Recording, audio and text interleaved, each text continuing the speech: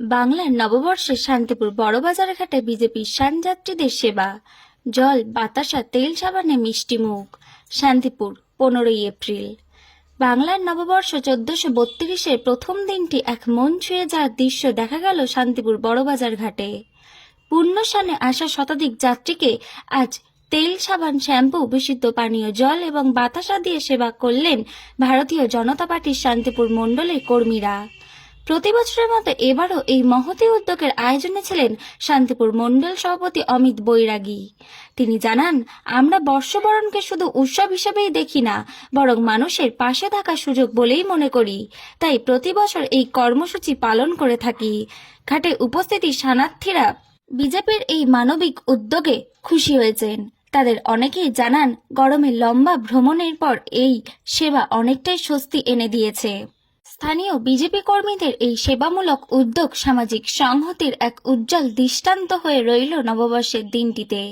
নদিয়া থেকে জগন্নাথ মণ্ডলের report, HR news 24।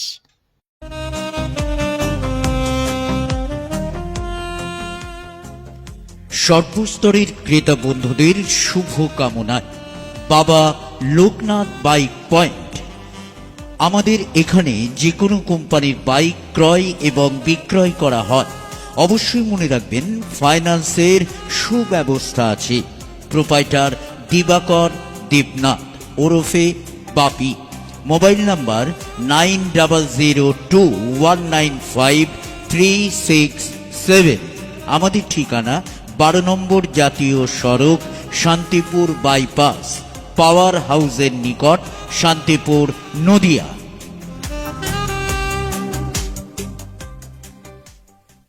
শুভ নববর্ষের দিন এখানে আমরা একটা শিবির করি ভারতীয় জনতা পার্টির পক্ষ থেকে। তাই ভারতীয় জনতা পার্টির পক্ষ থেকে সকল শান্তিপুরবাসীকে এই শুভ নববর্ষের আন্তরিক প্রীতি, শুভেচ্ছা ও অভিনন্দন জানানোর জন্য আমরা এই ক্যাম্প করেছি। এবং এই ক্যাম্পের মাধ্যমে আমরা শুধু শান্তিপুরবাসীকে নয়, সারা বাংলাকেই, আজকে সারা বাংলার মঙ্গল কামনার্থেই আমরা এখানে বসেছি। এবং পূর্ণ গঙ্গা স্নানের মধ্যে দিয়ে আমরা সারা বাংলার যে অস্থির পরিস্থিতি হয়ে রয়েছে তার জন্য পুণ্য কামনা করব এবং মঙ্গল কামনা করব। আর তার সাথে সাথে আমরা সামান্য একটু আয়োজনের ব্যবস্থা করেছি, একটু তেল, শ্যাম্পু যারা স্নানের ঘাটে যাচ্ছে তাদেরকে বিতরণ করবার এবং ফেরবার পথে একটু মিষ্টিমুখ করবার জল বাতাসা দিয়ে, তার জন্য সেটারও আয়োজন করেছি।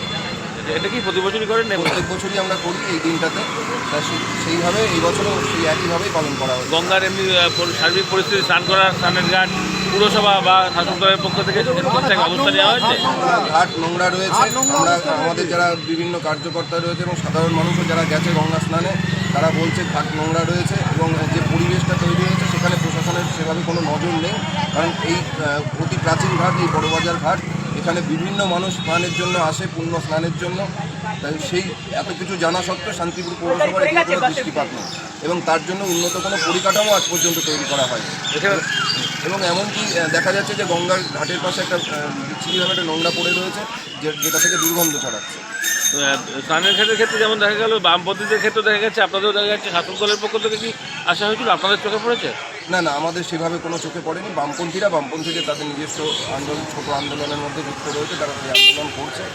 আমরা সাধারণতভাবে যেটা সাধারণ মানুষকে আজকে কোনো রাজনীতির রং দেখতে চাইছি না, দলমত নির্বিশেষে আমরা সাধারণ মানুষের কাছে এইটুকুই যদি বাংলার মঙ্গল কামনার্থে।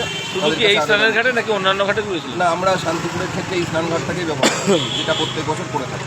যেমন পুণ্যার্থীদের ঢল সকাল থেকে প্রচুর পুণ্যার্থীরা আসছে, তবে গতবারের তুলনায় এবছরে একটু কম মনে হচ্ছে, হয়তো বেলা বাড়লে আরও লোক সংখ্যা বাড়বে। আপনার নাম, পরিচয়? অমিত বৈরাগী, ভারতীয় জনতা পার্টি শান্তিপুর মণ্ডল 3 সভাপতি।